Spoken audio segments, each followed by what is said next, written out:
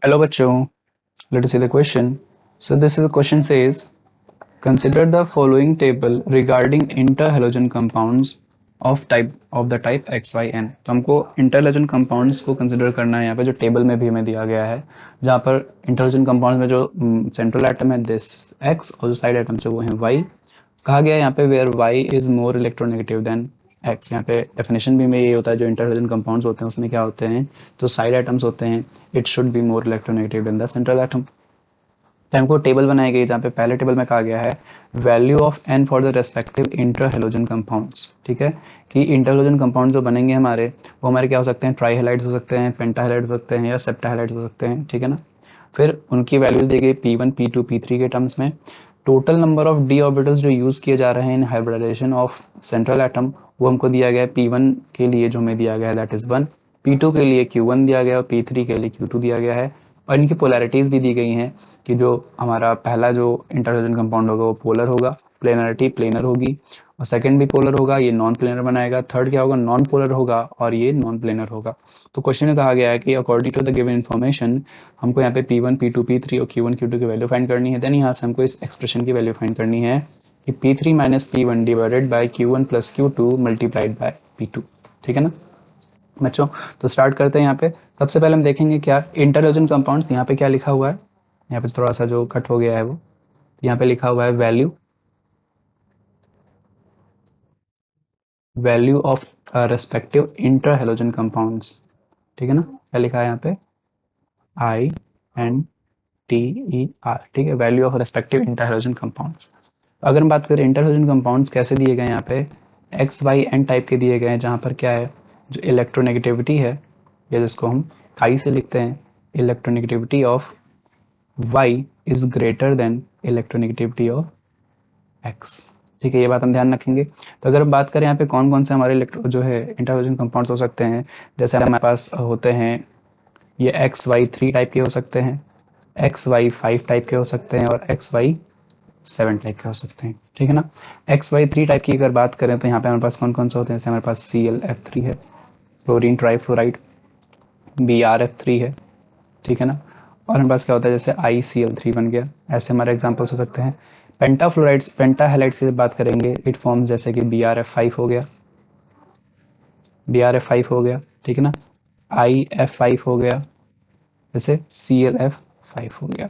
वहीं अगर बात करें सेप्टाहेलाइड्स की तो सेप्टाहेलाइड्स में हमारे पास एक एग्जांपल होता है जैसे कि IF7 का एग्जांपल हो गया। ठीक है, तो यहाँ पे हम क्लियरली देख भी पा रहे हैं कि जो साइड एटम्स है वो क्या है ज्यादा इलेक्ट्रोनेगेटिव है compare to the central atom. ठीक, अब यहाँ पे हमको इसी के बेस से क्या निकालना है, हमें यहाँ पे value of N, value of में P1 P2 P3 फाइंड करना है और Q2 Q1 और Q2 फाइंड करना है। तो स्टार्ट करते हैं। अगर यहाँ पे सबसे पहले क्या कहा इन्होंने, value of N for the respective interhalogen compounds. N की वैल्यू है यहाँ पे ना, तो हमने कहा कौन कौन से हैलोजन बनेंगे हमारे, पहला हमारा बनेगा XY3 टाइप का, देन हमारा बनेगा XY5 और फिर हमारा बनेगा XY7। तीन टाइप के हमारे पास इंटरहैलोजन कंपाउंड्स पाए जाते हैं, जहाँ पर ये जो 3 है 5 है और 7 है ये क्या होता है, ये n की वैल्यू है ना, ये क्या है n की वैल्यू है। वही यहाँ पे बताया गया है कि n की वैल्यूज यहाँ पे P1 P2 P3 से लिखा गया है, तो यानी कि P1 की वैल्यू क्या हो जाएगी, it will be equal to 3, P2 की value it will be equal to 5 और P3 की value it will be equal to 7। तो हमने ये तो फाइंड कर लिया। फर्दर कहा जा रहा है यहाँ पे कि total number of D orbitals use in hybridisation of central atom. अब हमने कहा जो P1 जो ट्राईहेलाइड्स हैं, ट्राईहेलाइड्स की जब बात करेंगे यहाँ पर तो ट्राईहेलाइड्स देखने जैसे एग्जांपल हमने ले लिया ClF3। Cl के वैलेंस शेल में कितने इलेक्ट्रॉन होंगे, 1 2 3 4 5 6 7 इलेक्ट्रॉन होते हैं ना क्लोरीन के वैलेंस शेल में। तीन इसने बॉन्ड पेयर बना लिए, 1 2 एंड 3 बॉन्ड पेयर बना लिए, तो कितने बचेंगे इसके पास, दो लोन पेयर बच जाएंगे ना, दो लोन पेयर बच जाएंगे। यानी कि इसका अगर स्टेरिक नंबर हम फाइंड करें तो it will be equal to क्या, lone pair plus bond pair होता है, lone pair plus bond pair अगर होता है तो लोन पेयर हमारे पास 2 हैं, बॉन्ड पेयर 3 है, स्ट्राइक नंबर 5 आ जाएगा। और जब स्ट्राइक नंबर 5 आएगा तो इसका जो हाइब्रिडाइजेशन आएगा that will B sp3 and d। ठीक है ना, यानी कि जो हमने देखा जो ट्राई हेलाइड्स हमारे पास बनते हैं जिसके लिए P1 की वैल्यू क्या है 3 है, इसके लिए अगर देखें यहाँ पे तो एक ही हमारा डी ऑर्बिटल है ना, यानी कि यहाँ पे जो 1 लिखा है वो वैलिड है हमारा, 1 सही है हमारा। ठीक, फर्दर अगर इसी तरह बात करें क्या पेंटाहेलाइड्स की बात करेंगे उसके लिए Q1 की वैल्यू हमको फाइंड करनी है, मतलब उसमें number of D orbitals find करने हैं। तो पेंटाहेलाइड हम ले लेते हैं, BrF5 हमने ले लिया। अगेन यहाँ पे क्या होगा, Br के वैलेंस शेल में क्या होंगे, 7 इलेक्ट्रॉन्स होंगे, 1 2 3 4 5 6 7। 7 में से क्या होंगे, 5 बॉन्ड पेयर बनाएंगे फ्लोरीन के साथ, 1 2 3 4 एंड 5।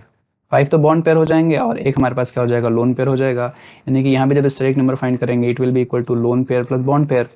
लोन पेयर कितने हमारे पास है, 1 है, बॉन्ड पेयर कितने हैं, 5 हैं, टोटल कितना हो जाएगा, स्टेरिक नंबर 6 हो जाएगा। तो इसके अकॉर्डिंग जब हम हाइब्रिडेशन निकालेंगे this will be equal to S, इसको जब sp3 और डी एस बी और डी में डिवाइड करेंगे तो क्या हो जाएगा, sp3 यानी कि 4 हो गया ना, और साथ में क्या हो जाएगा, d2 हो जाएगा। यानी कि जब p2 हमारा 5 होता है, यानी कि जब पेंटा हैलाइड्स हमारे बनते हैं उस टाइम पे जो नंबर ऑफ डी ऑर्बिटल्स होते हैं कितने होते हैं, 2 होते हैं। यानी कि यहाँ से देखें तो q1 की वैल्यू क्या हो जाएगी हमारी, ये हो जाएगी 2।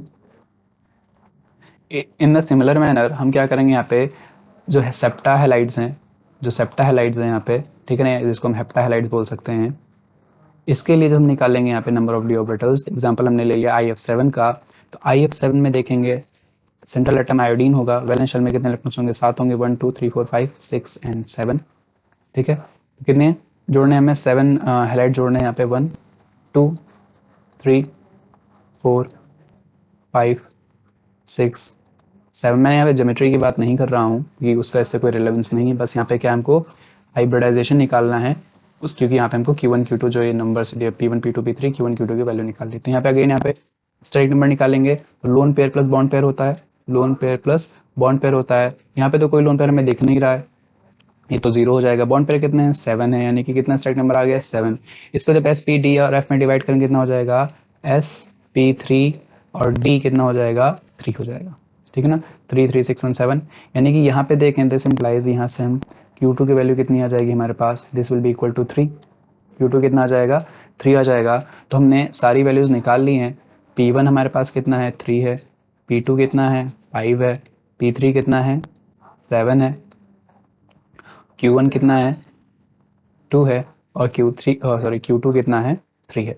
ठीक है, सभी वैल्यूज को हमने फाइंड कर लिया यहाँ पर, सभी वैल्यूज को हमने फाइंड कर लिया। अब हम जो एक्सप्रेशन दिया गया था क्वेश्चन में उसमें हम इनको सब्स्टिट्यूट करेंगे और यहाँ से फिर हमारा सोल्यूशन आ जाएगा। तो देयरफॉर क्या कहा गया था, P2 multiplied by P3 minus P1 divide by Q1 plus Q2। ठीक है ना, तो इज इक्वल्स टू क्या हो जाएगा, P2 की वैल्यू कितनी हमारे पास, P2 हमारे पास 5 है, यानी कि 5 मल्टीप्लाइड बाय P3 कितना हमारे पास, 7 है, 7 माइनस P1 कितना है, 3 है, P1 3 है, डिवाइड बाय Q1 कितना हमारे पास है, अच्छा Q3 नहीं था ये, हाँ Q2 ही तो है। ठीक है, ठीक है, और Q1 कितना हमारे पास है, Q1 हमारे पास 2 है, प्लस Q2 कितना है, 3 है। ठीक है ना, इसको सॉल्व करेंगे तो कितना हो जाएगा, this will be equal to 5 multiplied by 7 minus 4 gives 3, sorry 7 minus 3, 7 minus 3 gives 4 divide by 2 plus 3 gives 5, 5 से 5 कैंसिल आउट हो जाएगा, हमारा जो वैल्यू आएगी that will be equal to 4। यानी कि इस एक्सप्रेशन का जो वैल्यू आएगा वो हमारा 4 के इक्वल होगा, ये हमसे पूछा गया था। This is the correct answer बच्चों, I hope you understood, best of luck.